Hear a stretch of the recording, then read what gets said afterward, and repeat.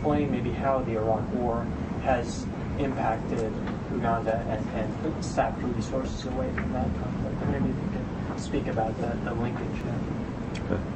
Well, I think that for issues, human rights issues and peace processes all over the world, Iraq is like the giant sucking sound you hear in the background. It's just drawing away international attention and resources 24 hours a day, 7 days a week. The machine has to just keep humming, working on Iraq and to a lesser extent Afghanistan.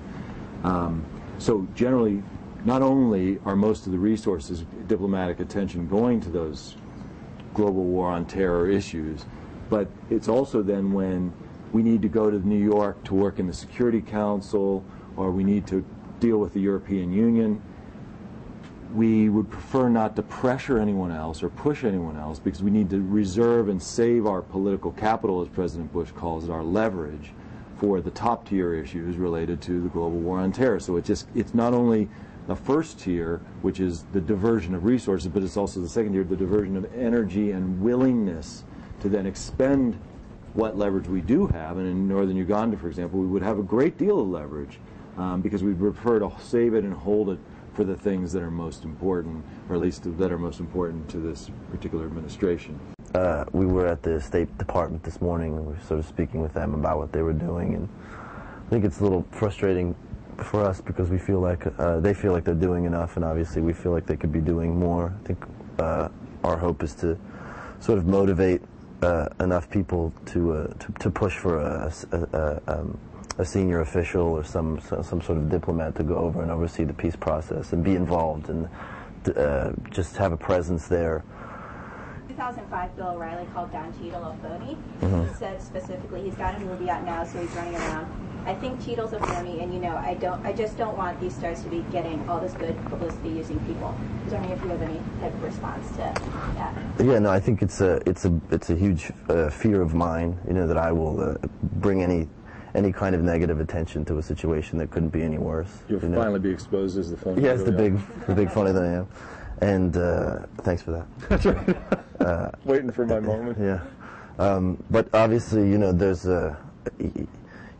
I'm fortunate because I have a job where I get to meet people like John and Betty, and I get to have these experiences, and the last thing I want to do is bring any kind of negative attention. I don't want people to attach their opinions of me to the issue. I just am a guy, who's having this amazing opportunity to work with these people and to go to these places. And O'Reilly, by the way, Don and I had just come back from Africa, and O'Reilly asked us to come on the show, but Don had scheduling. You couldn't do it. So O'Reilly makes a big deal like Cheadle's a coward for not coming on. He's just pandering for ratings.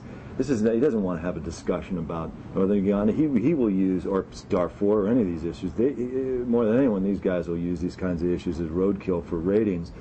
What's really remarkable to me, frankly, is people like Ryan and Don Cheadle and George Clooney, who it doesn't help their careers, by the way, to be working on these kinds of issues and to be spending a whole lot of time away from what they do in order to go crusading around the world about issues that matter to them personally. And I've just been overwhelmed.